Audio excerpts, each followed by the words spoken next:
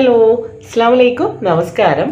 അപ്പോൾ ഇന്നത്തെ വീഡിയോ എന്ന് പറയുന്നത് നല്ല ടേസ്റ്റി ആയിട്ട് നമുക്ക് എളുപ്പത്തിൽ ചെയ്തിട്ടെടുക്കാൻ പറ്റുന്ന ഒരു സ്നാക്കിൻ്റെ റെസിപ്പിയാണ്. ഇഫ്താറിൻ്റെ സമയത്ത് നമ്മുടെ കയ്യിൽ ഇപ്പോൾ ചിക്കനോ അതിലിപ്പോൾ ബീഫോ ഒന്നും ഇല്ലെങ്കിൽ പോലും നമുക്ക് നല്ല ടേസ്റ്റി ആയിട്ടും ഈസി ആയിട്ടും ചെയ്തിട്ടെടുക്കാൻ പറ്റുന്ന ഒരു സ്നാക്ക് കൂടിയാണിത്. നിങ്ങൾ ഈ ഒരു ചാനൽ ആദ്യമായിട്ട് കാണുന്നവരാണെന്നുണ്ടെങ്കിൽ ഒന്ന് സബ്സ്ക്രൈബ് ചെയ്തിട്ട് സപ്പോർട്ട് ചെയ്യുക. കൂടെ നിങ്ങൾ ഈ ഒരു വീഡിയോ നിങ്ങളുടെ ഫ്രണ്ട്സിലേക്കും റിലേറ്റീവ്സിലേക്കും ഒന്ന് ഷെയർ ചെയ്തിട്ട് കൂടെ കൊടുക്കുക. അപ്പോൾ നമുക്ക് എങ്ങനെയാണ് ഈസി ആയിട്ട് ഈ ഒരു സ്നാക്ക് തയ്യാറാക്കിയിട്ട് എടുക്കുക എന്നുള്ളത് നോക്കാം. അപ്പോൾ നമ്മൾ ആദ്യം തന്നെ നമ്മുടെ ഈ ഒരു സ്നാക്കിലേക്ക് വേണ്ടിയിട്ടുള്ള ഫില്ലിംഗ് ആണ് റെഡിയാക്കിയിട്ട് എടുക്കുന്നത്. അപ്പോൾ അതിന് വേണ്ടിയിട്ട് ഞാനിത് ഒരു നോൺ സ്റ്റിക്ക് പാനിലേക്ക് കുറച്ച് ഓയിൽ ഒഴിച്ചു കൊടുത്തിട്ടുണ്ട്.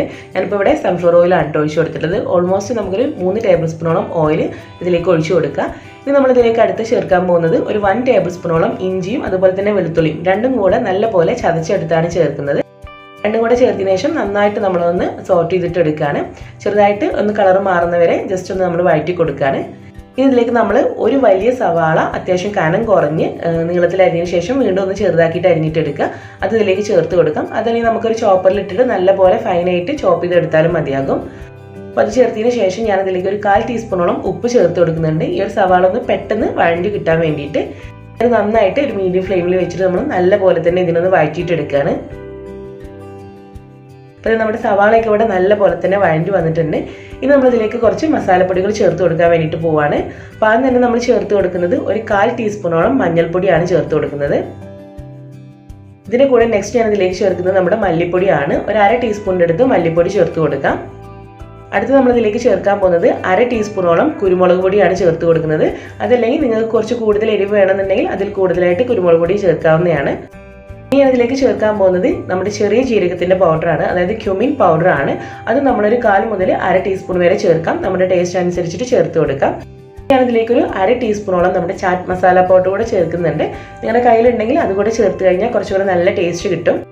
ഇപ്പോൾ കയ്യിലില്ലെങ്കിലും കുഴപ്പമൊന്നുമില്ല, ബാക്കിയുള്ള മസാലപ്പൊടികൾ വെച്ചിട്ട് ചെയ്താൽ തന്നെ നല്ല ടേസ്റ്റ് ഉണ്ടാവും. ഇത്രയും മസാലപ്പൊടികളൊക്കെ ചേർത്തിട്ട് നല്ല പോലെ തന്നെ നമ്മളതിൻ്റെ പച്ചമണം മാറി കിട്ടുന്നവരെ ഒന്ന് നല്ലപോലെ വഴറ്റിയിട്ട് എടുക്കുകയാണ്.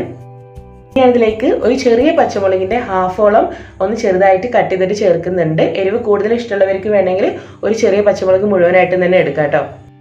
അതും കൂടെ ചേർത്തിട്ട് നന്നായിട്ട് തന്നെ വഴറ്റി കൊടുക്കുകയാണ്.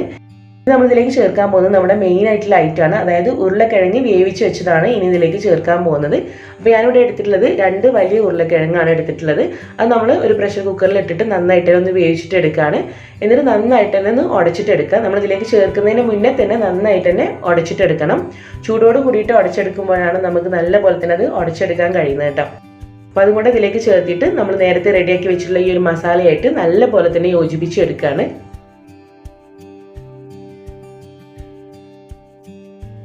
അപ്പോൾ ഇത് നമ്മൾ ചേർത്തിട്ടുള്ള ഉരുളക്കിഴങ്ങും നമ്മുടെ മസാലയും കൂടി നന്നായിട്ട് തന്നെ യോജിപ്പിച്ചെടുത്തിട്ടുണ്ട്.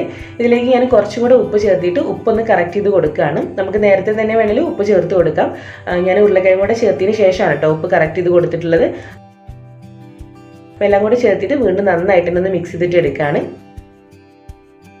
നമ്മൾ ഫൈനലായിട്ട് ഇതിലേക്ക് ചേർക്കാൻ പോകുന്നത് കുറച്ച് മല്ലിയില വളരെ ചെറുതായിട്ട് അരിഞ്ഞെടുത്താണ് ചേർക്കുന്നത്. നിങ്ങൾക്ക് വേണമെങ്കിൽ ഇതിൻ്റെ കൂടെ കറിവേപ്പില കൂടെ ചേർക്കാവുന്നതാണ്. ഒരു പിടി മല്ലിയില കൂടെ ചേർത്തിട്ട് വീണ്ടും നന്നായിട്ടൊന്ന് മിക്സ് ചെയ്തിട്ട് എടുക്കുകയാണ്. നമുക്കിതിൻ്റെ ഫ്ലെയിം ഓഫ് ചെയ്തിട്ട് ഒന്ന് തണുക്കാൻ വേണ്ടിയിട്ട് ഒന്ന് മാറ്റി വെച്ച് കൊടുക്കുകയാണ്. ഇത് നമ്മുടെ ഫില്ലിങ് നല്ല പോലെ തന്നെ തണുത്ത് വന്നിട്ടുണ്ട്. ഇനി നമുക്കിതിലേക്ക് നെക്സ്റ്റ് വേണ്ടത് 1-2 കോഴിമുട്ട നല്ല പോലെ തന്നെ ഒന്ന് ബീറ്റ് ചെയ്തിട്ട് ഒരു ബൗളിലെടുത്ത് മാറ്റി വെക്കാം. പിന്നെ ഇതിലേക്ക് നമുക്ക് കുറച്ച് ബ്രെഡ് ക്രംസ് വേണം, അതായത് നമ്മുടെ ബ്രെഡിൻ്റെ അരികുവശങ്ങളൊക്കെ ബാക്കി വന്നത് എടുത്തിട്ട് ഒന്ന് പൊടിച്ചെടുത്താൽ മതിയാകും. അങ്ങനെ പൊടിച്ചെടുത്തുള്ള ബ്രെഡ് ക്രംസ് ഇവിടെ റെഡിയാക്കി വെച്ചിട്ടുണ്ട്. ഇതുപോലെ കുറച്ച് ബ്രെഡ് സ്ലൈസസ് കൂടെ വേണം. ഇതിൻ്റെ അരികുവശങ്ങളൊക്കെ ഒന്ന് കട്ട് ചെയ്തിട്ട് മാറ്റിയാണ്. ഇവിടെ ഇപ്പോൾ ഞാൻ നേരത്തെ എൻ്റെ കയ്യിലുണ്ടായിരുന്ന ബ്രെഡ് ക്രംസ് ആണ് എടുത്തിട്ടുള്ളത്. നിങ്ങൾക്ക് വേണമെങ്കിൽ നമ്മളിങ്ങനെ അരികുവശം കട്ട് ചെയ്തെടുക്കുന്ന അതെടുത്തിട്ട് ബ്രെഡ് ക്രംസ് ആക്കിയിട്ട് എടുത്താലും മതിയാകും കേട്ടോ. പ്രത്യേകിച്ച് നമ്മൾ ബ്രെഡ് എടുത്തിട്ട് ബ്രെഡ് ക്രംസ് റെഡിയാക്കി എടുക്കേണ്ട ആവശ്യമൊന്നുമില്ല. അപ്പോൾ നമ്മൾ എടുക്കുന്ന ബ്രെഡ് സ്ലൈസസ് എല്ലാം തന്നെ ഇതുപോലെ സൈഡ് വശം ഒന്ന് കട്ട് ചെയ്തിട്ട് മാറ്റിയാണ്. ഇനി നമ്മൾ ചെയ്യാൻ പോകുന്നത് ഇതിനെ ഒന്നുകൂടെ ഒന്ന് സൈസ് ആക്കിയിട്ട് എടുക്കാൻ വേണ്ടിയിട്ട് ഇതുപോലെ ഒരു റോളർ വെച്ചിട്ട് ഒന്നുകൊണ്ടൊന്ന് പ്രസ് ചെയ്തിട്ട് ഒന്ന് പരത്തി കൊടുക്കുകയാണ്. അപ്പോൾ നമുക്ക് കുറച്ചും കൂടെ അതിൻ്റെ സൈസ് ഒന്നും കൂടെ ഒന്ന് വലുതായിട്ട് കിട്ടും. ഫില്ലിങ് നിറച്ചതിന് ശേഷം നമുക്കത് ഫോൾഡ് ചെയ്തെടുക്കാനൊക്കെ കുറച്ചും കൂടെ എളുപ്പമാവും. ഇതിലേക്ക് നമ്മൾ ഒരു 1 ടേബിൾ സ്പൂൺ മാത്രം ഫില്ലിങ് വെച്ച് കൊടുക്കുകയാണ്. ഓവറായി വെച്ച് കൊടുത്തു കഴിഞ്ഞാൽ നമുക്കത് ഫോൾഡ് ചെയ്തിട്ട് എടുക്കാൻ വേണ്ടിയിട്ട് പറ്റില്ല. എന്നിട്ട് അതിൻ്റെ സൈഡ് വശങ്ങളൊക്കെ ചെറുതായിട്ട് വെള്ളം വെച്ചിട്ട് ഒന്ന് ഒട്ടിച്ച് കൊടുക്കുകയാണ് നമ്മൾ ചെയ്യുന്നത്. നമ്മൾ എടുക്കുന്ന ബ്രെഡ് കുറച്ചിങ്ങനെ പൊടിഞ്ഞു പോകുന്ന ബ്രെഡൊക്കെ ആണെങ്കിൽ നമുക്കിങ്ങനെ ഫോൾഡ് ചെയ്തെടുക്കാൻ കുറച്ച് ബുദ്ധിമുട്ട് വരും. അപ്പോൾ ഈ എടുത്തിട്ടുള്ള ബ്രെഡിന് കുറച്ച് അങ്ങനത്തെ പ്രോബ്ലം ഉണ്ട്. അപ്പോൾ നിങ്ങൾ ബ്രെഡ് സ്ലൈസ് എടുക്കുന്ന സമയത്ത് ഇങ്ങനെ പൊടിഞ്ഞു പോവാതെ നല്ല ബ്രെഡ് തന്നെ നോക്കിയിട്ട് എടുക്കുക കേട്ടോ. സൈഡ് വശങ്ങളൊക്കെ നമ്മുടെ കൈ ഒന്ന് വെള്ളത്തിൽ മുക്കിയെടുത്തതിന് ശേഷം നന്നായിട്ടൊന്ന് പ്രസ് ചെയ്ത് കൊടുത്താൽ തന്നെ മതിയാകും. നന്നായിട്ടത് അങ്ങനെ പ്രസ്സായിട്ട് തന്നെ നിന്നോളും. നമ്മൾ ചെയ്യാൻ പോകുന്നത് നമ്മൾ നേരത്തെ റെഡിയാക്കി വെച്ചിട്ടുള്ള ആ ഒരു മുട്ടയുടെ മിക്സിൽ ഇത് ഡിപ്പ് ചെയ്തിട്ട് ഈ ബ്രെഡ് ക്രംസിൽ നല്ല പോലെ തന്നെ ഒന്ന് കോട്ട് ചെയ്തിട്ട് എടുക്കാനും എല്ലാ വശവും ഒരുപോലെ തന്നെ കോട്ട് ചെയ്തിട്ട് എടുക്കാൻ വേണ്ടി ശ്രദ്ധിക്കുക. ഇതേ രീതിയിൽ ബാക്കിയുള്ളതും കൂടെ നമ്മൾ റെഡിയാക്കിയിട്ട് എടുക്കുകയാണ്.